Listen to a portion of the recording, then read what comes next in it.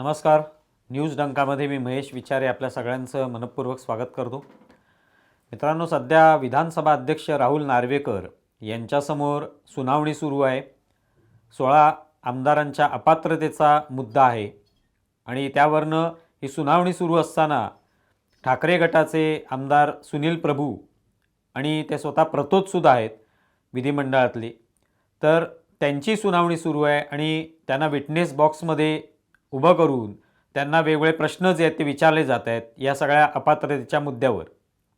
आणि एकनाथ शिंदे गटाचे जे वकील आहेत महेश जेठमलानी यांच्याकडून या प्रश्नांची सरबत्ती त्यांच्यावर गेल्या 2 दिवसात झाली आणि त्यातून कुठेतरी सुनील प्रभू हे कोंडीत सापडल्याचं चित्र हे पाहायला मिळालं.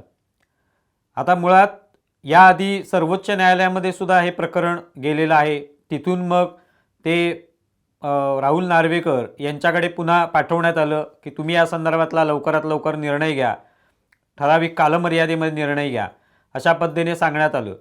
आता सर्वोच्च न्यायालयामध्ये ठाकरे गट असो किंवा एकनाथ शिंदे गट असो, त्यांचे वकील हे त्या दोन्ही गटांची बाजू जी आहे ते मांडत होते.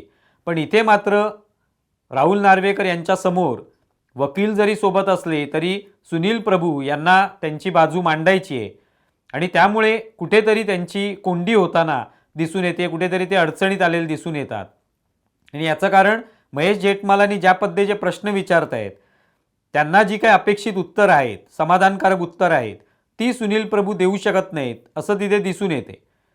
कारण न्यायालयामध्ये वकील आपली बाजू मांडत असतात आणि त्यावेळेला ते जे मुद्दे उपस्थित करतात त्याप्रमाणे युक्तिवाद होत असतात दोन्ही बाजूच्या वकिलांचे.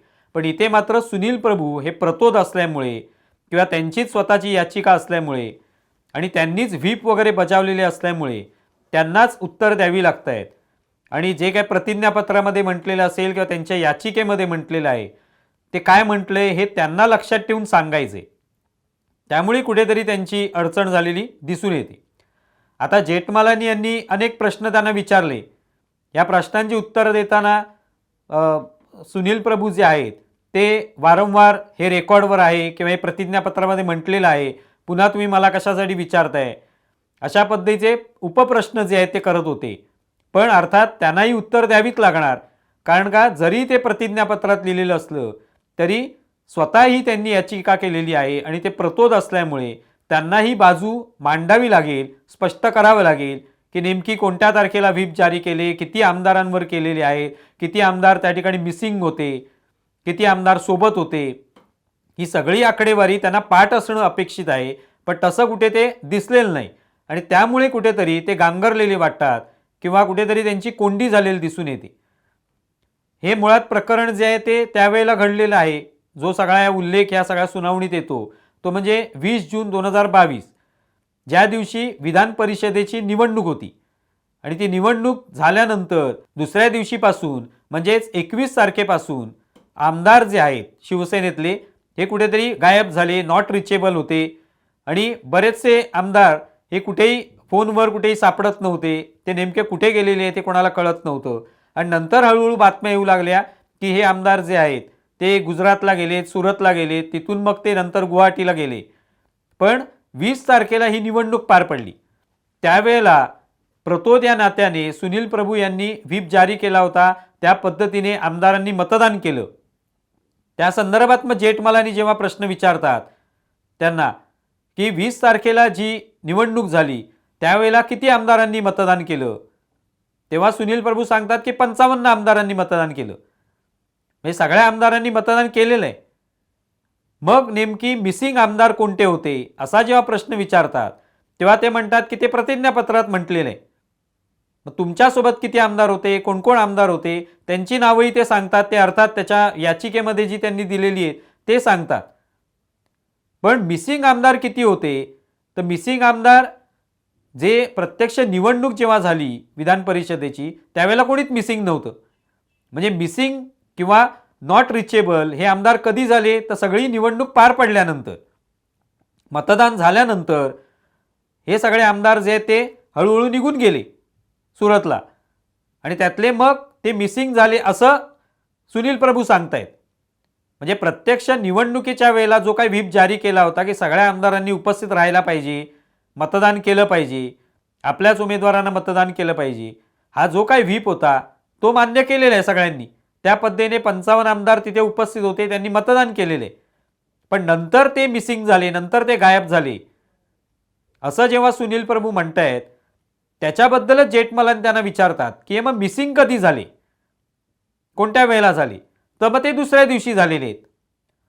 मग जर मिसिंगच दुसऱ्या दिवशी झालेले आहेत तर त्या ठिकाणी मग तुमचा व्हीप जो आहे तो त्यांनी अमान्य केला असं कसं म्हणता येईल, कारण ते मतदानाला तर उपस्थित होते.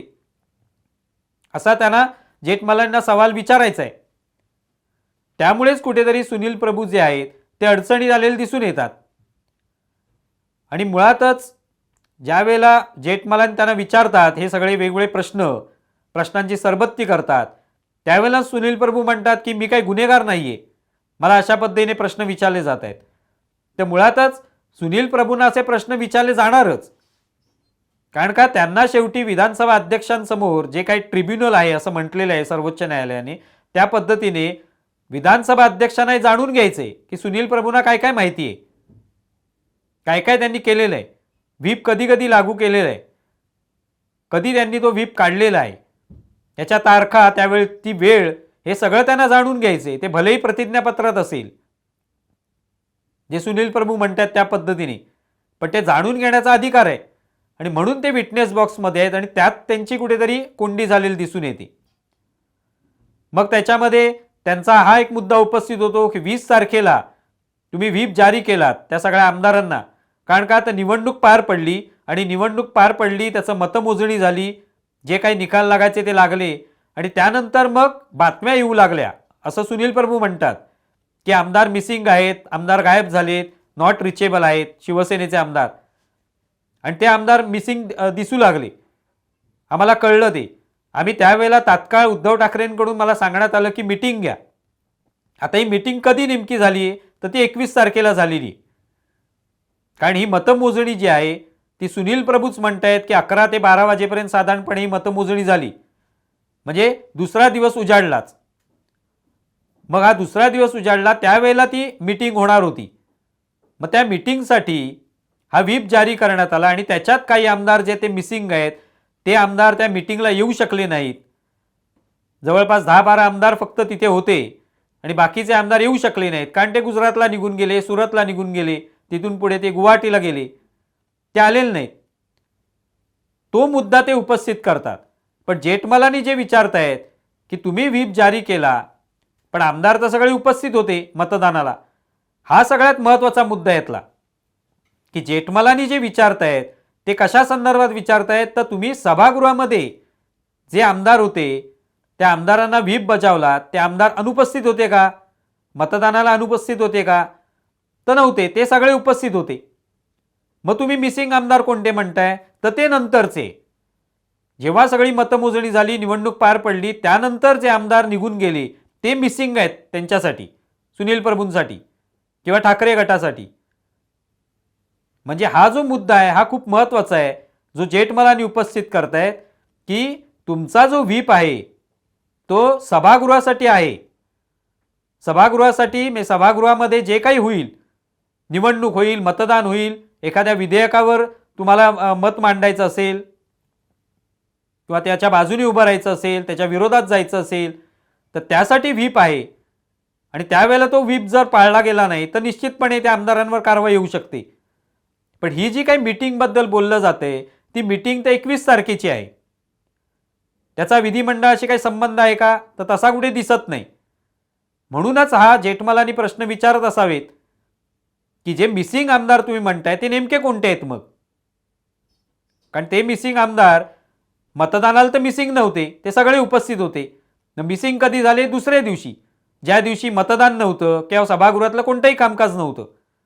तेव्हा हा खूप महत्त्वाचा प्रश्न या ठिकाणी उपस्थित होतो, जो जेठमलानी यांनी उपस्थित केलेला आहे.